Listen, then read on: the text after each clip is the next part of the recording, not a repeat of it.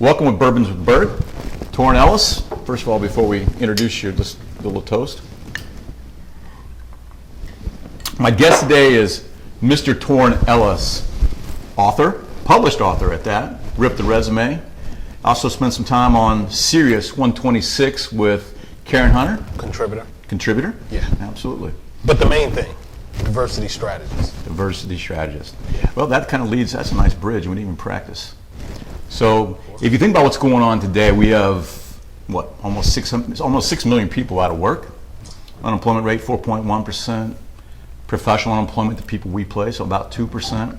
I think the opportunity that we have, or companies have, the opportunity they have, is to separate themselves around inclusion and diversity in terms of building a slate and really attacking that from a company perspective versus just having a phrase in their employment hand manual.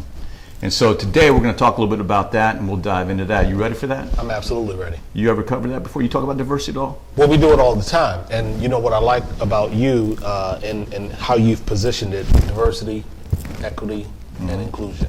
All three are extremely important. Absolutely. You have so many people trying to separate them and trying to make them independently operate when I absolutely and firmly believe that we need all three, diversity, equity, No question. and inclusion.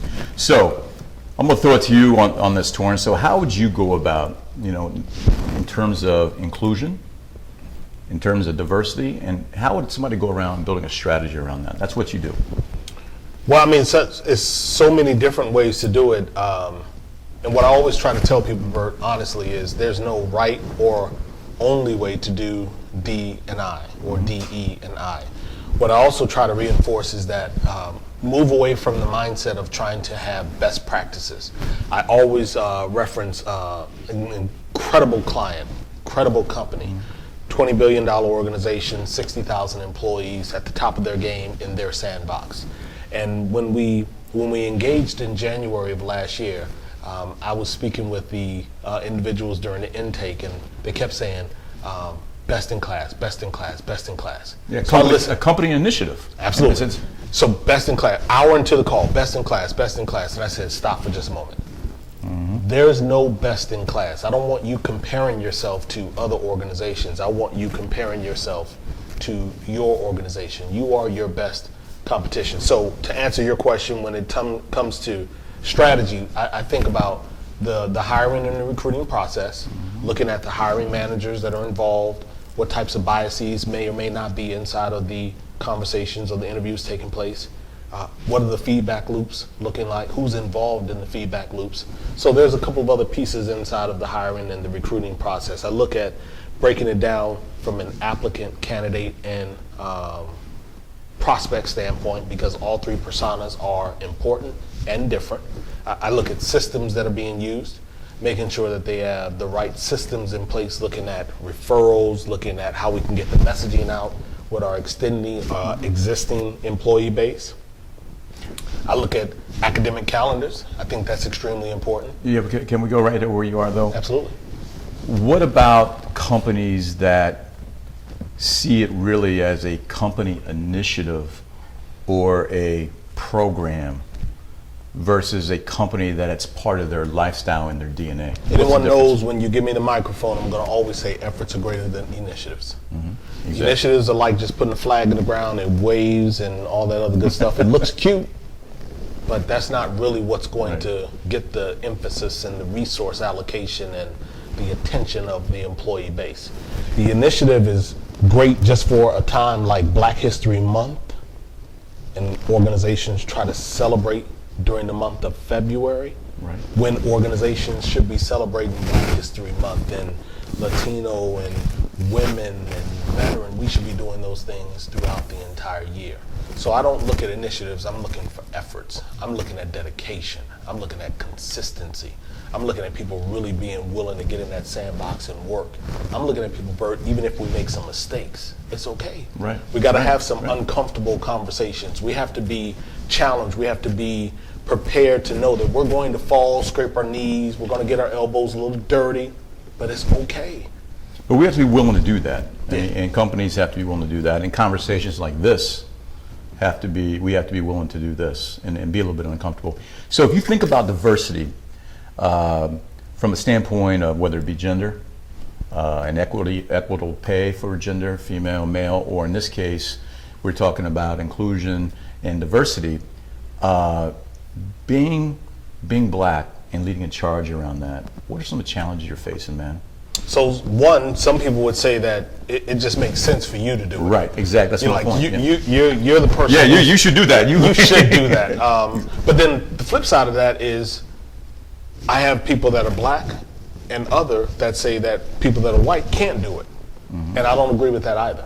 I think that if you are authentically interested in moving the needle, extending the boundary of progress, that you can do this work as long as you are genuinely inserted in doing this work. So some of the challenges for me is that I have to get past the perception of, when I walk into a room, leaders may say, he's just getting ready to come in and beat up on us again.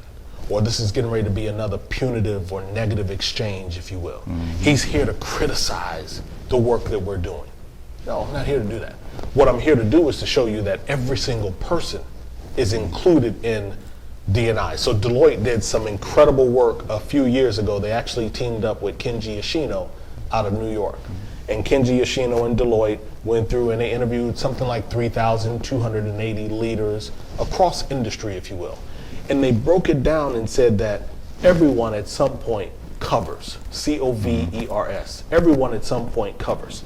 And when we say everyone, we mean everyone. Absolutely. So you either cover on association, affiliation, advocacy, or appearance. And what I try to do is, when we go into an engagement, I try to sidestep what their perception is of me and how I'm going to approach this work. Right. I try to sidestep that by simply saying, if you are sitting in this room or not, if you are a part of this organization, you in some way are associated or in the definition of diversity. And once we do that, then it kind of breaks down the barriers and people start to feel more comfortable. Well, think about this. Okay, I'll flip the coin over from the question I just asked. Sure. And think about why we're even having this conversation. We're talking black, we're talking white, we're talking Latino, we're talking gender. Yeah. So we've created these silos. Silos, absolutely. So we flip the coin over. What key figures, corporate America and otherwise, let's say a white person starts to promote diversity and gender equality and inclusion, what impact do you think that would make in helping us go farther and down the road quicker? So I think that it would have a huge impact. I need more white men carrying the same message, the same tenor, the same tenor that I'm working with. Less golf meetings, if you will, and spend more time doing the work that I'm doing, and we would have different businesses across the entire landscape. That's where I'm going. Why with beyond moral and all the things we want, why would white people do that? Because it makes sense. You understand, if we want to build a business and a team that is high performing and hitting on the ROI metrics and moving into new landscapes, new markets, if we want to attract new ideas, new talent, if we want to be able to provide different products and services, if we want to get into the various ways of diversity, I'm not talking from a person standpoint, I'm talking from a business standpoint. Well, you led me right there again. You saw my notes, man, didn't you? I didn't see them, but we know this work. It does work. So exactly, we do. So I'd like to know your opinion on business, attraction, and community around, and how's that going to affect brands? Because as we move forward and we see what's happening, the changing landscape between e-com, brick and mortar, companies trying to figure out how to deal and work with large players leading the e-com challenge, if you will, an initiative there, branding is going to become more and more important, both from brands like this that are on bottles, but more importantly, or as importantly, employment brand. So when you think about business, brands, and community, how will this impact? So I mean, again, we know the numbers. 2020, you're going to see a shift in the workplace. So we already know that the millennials are coming in. And that's going to require all of us to look at how we transfer knowledge networks and the various processes inside of our respective organizations. So when we think about that employer brand, it's going to be incredibly important that organizations pay respect to the fact that diversity in that sense is, like I said, geography, ideas, products and services, and talent. And so from a branding standpoint, they need to be able to hit those various cylinders if they want to be able to attract. You know, I hate that phrase, a war for talent. Yeah. It exists, I get it. It's been around since 1998, a little bit sooner than that. I get it, but for me, I just think about whether it be a small organization or some large enterprise, we all want the best, or what we perceive to be the best talent. And so if I'm going to do the best job of positioning myself for that talent, then I'm going to be paying attention to what markets am I in, what products and services I'm currently offering, not offering, who's at the table helping me develop that slate of products and services, what ideas are being generated, of course, who's in the room, who's sitting at the table, helping me to generate those ideas, and then naturally, we look at that talent. Here's what I tell you. If you and I are sitting in the room right now, and we add 2 more recruiters to the other side of the table, one of the recruiters happens to be blind, the other recruiter happens to be deaf. The 4 of us have to have a different conversation. Right. The agenda, the slate for how we go after satisfying a current client, or going after a current client, or the types of talent we produce, that conversation is different just because we add those 2 additional personas to the equation. But it makes us better. Right. I can't agree more. And so you think about that, the gap, how do we bridge what I'm going to call executive search firms, although we're broader than that today. We're doing a lot of different things. But corporate America and people that are going out and finding the talent, how do we bridge the gap? Where can a recruitment firm set themselves apart? And where can a brand set themselves apart and work together, where that's a natural born marriage right there? Well, I think, there's a lot of ways. So one, I would say that if I'm a small agency, or if I'm an agency, let's just say if I'm an agency going after corporate business, I think that it's important that somewhere in my presentation that I mention a focus on diversity. I am asking the clients that I'm supporting, what's your strategy around diversity?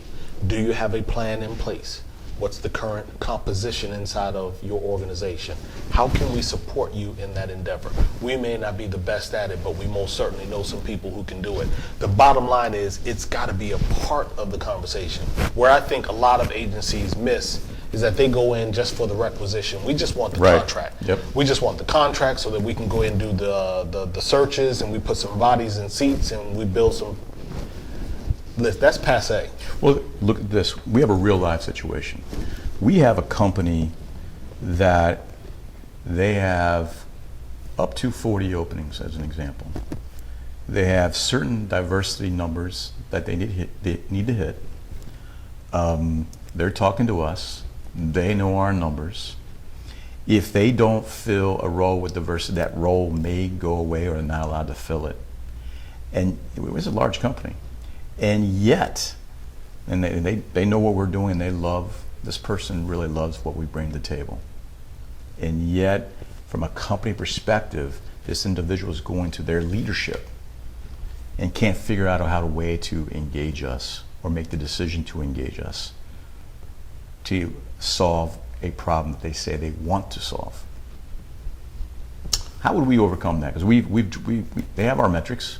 They felt, and we look like America in our office. You just walk through it. Sure. We speak, I don't know how many languages, 5, 6 languages in our office. Sure. And so we are that, we live that, and yet we can't cross that bridge because the leadership, the executive senior leadership for this person can't endorse her to make this decision. Yeah, so I don't exactly know the detail there and what that pause, that trepidation is about. But what I would encourage you and the team to do is try to perhaps approach the conversation from a different angle. We know that the metrics are there. We know that the need for diversity or a hire of an underrepresented individual is important. How do we create the value? How do we position that? Maybe it's around giving them a slate of talented individuals that they can consider even before she can pull the trigger. Maybe it's around going to the executive, if you will, and just flat out asking, what is the pause right now? Is it funding? Is it resource allocation? Is it lip service, if you will? That's one of those uncomfortable conversations. Right. But one of the things that I share with people, Bert, is you have to find your voice. In order to do this work, you have to have a voice. If you are mealy-mouthed, if you are afraid, if you are not convicted, if you have less authenticity, that tenor that I mentioned, then you're not going to get the work done, because you're going to walk into these rooms, and most of these rooms are filled with white men that hold the power, they hold the purse string, they make the decisions, they do all of that. And if you feel subservient, as if you don't deserve to be there, you haven't earned your spot at the table, then you're not going to be able to make this thing work. So I'm not suggesting that your contact doesn't have a voice, but I would encourage and challenge from your side, what does that voice sound like? Absolutely, absolutely. So that's just one example. So if you were to take a look, and you've been working at this for how long now? A long time. I've been in the space for 20 years. I've been doing D&I strategy since 2012. Okay, so you're in year 6, year 7. Yeah. Your observation, you work for some big companies too. Absolutely. So your observation or assessment of corporate America and leadership in corporate America around how they truly can set themselves apart and build their brands. How are we doing? How are we doing with the D&I? It's mostly lip service, man. Yeah. You have a lot of organizations that are placing people in the role of chief diversity officer, but not funding them. Or they don't have the ability to execute on budget or make buy-in decisions, if you will. They have a great similar position. to the situation I just done. Yeah. They do. They have a great position. Yep. They get to travel around the country. They can sit on panels and talk. They get to speak. But when you get back, you can't really make a decision. You can't pull the trigger. That's a problem. So I think that as organizations across the entire country, I think that we just have to be more intentional about doing this work. If you say you care about it, then damn it, do it. And it's really not that hard. All you got to do is do it. And the most important thing, it's going to affect the business and impact the business. It's going to impact it positively.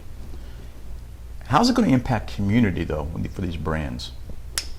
It's going to impact community. Listen, in a huge way, right? Mics are on. Listen, I understand that if in fact you really are dialed into this work, then you know that there are impediments, there are barriers, there are structural truths that we need to address. Mm-hmm. And so when we think about D&I and why we haven't had the type of progress that you and I want, some of those people want, when we think about why it's not there, because we got to chip away at some of the well, that's where the controversy and the big elephant in the room, and we avoid the conversation. And we avoid the conversation as it relates to healthcare, as it relates to education, as it relates to housing, as it relates to pay, as it relates to justice, as it relates to policing, as it relates to community. I can go down a list of cylinders where we have structural impediments.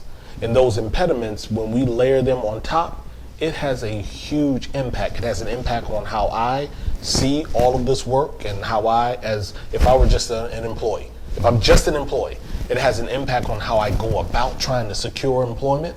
If I'm a white guy in a business, it may have an impact on how I wage a fight against D&I in support of D&I.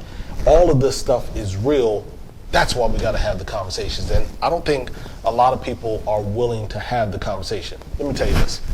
You can pull up a conference agenda for major organizations. Mm-hmm. And trust me when I tell you, as it relates to D&I, on many of these national events, white men and women speaking on diversity and not people of color, people that are Hispanic, people that are Latino. I blew them away in San Francisco at the SRSC conference for one reason. First of all, my panel was diverse. Mm-hmm. That's number one. Secondly, I had Sam Sepa from Google, who's deaf, on the panel. Not as a spectator, he's on the panel speaking to all of them. We slayed him because he was diverse and they were able to see him for his contribution to the work that So what's going to be the outcome? We're going to keep fighting. Yeah. You know, people like me are going to keep fighting. There's absolutely nothing anyone can do to stop me. You're not going to stop me. You can say we don't want Torin in or what. It doesn't matter. I'm getting in one way or another. Right. So we got to keep fighting. Well, and that you brought something up relative to these national organizations, and the panel is, female and or in this case a lot of white men sitting there talking about diversity, right? That has to happen.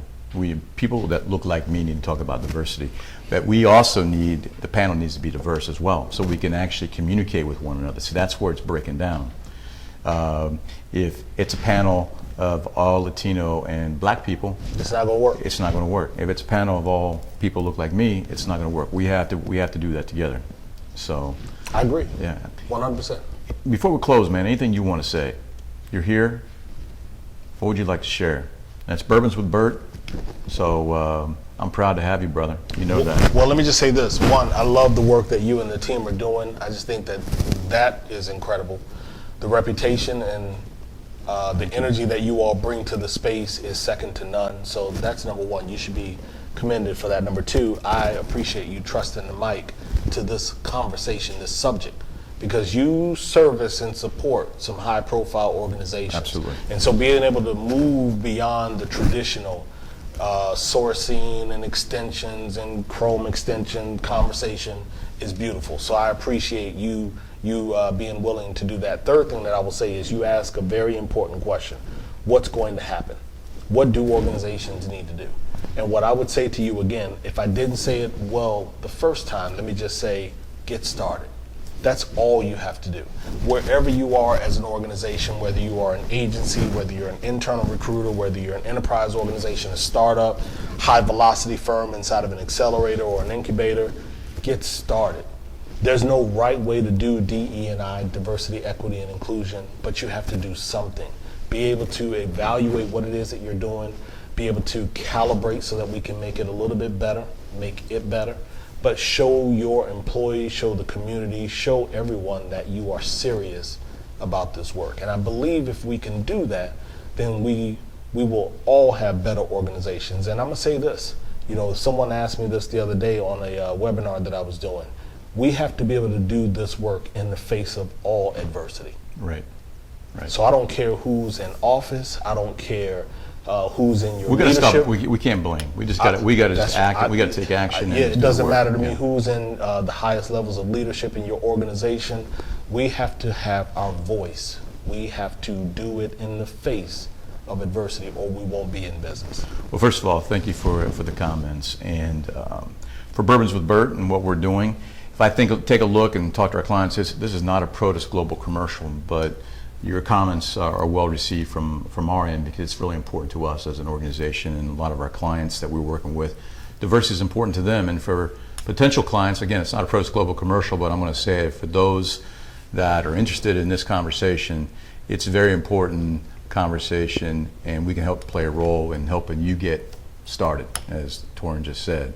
So with that, we always close the same way we start. We bookend this thing, Torin. Cheers. Thank you, man. Absolutely. All right, folks, comment below. Really appreciate that. Hit us up on social, and thank you for joining us with Bourbons with Bert.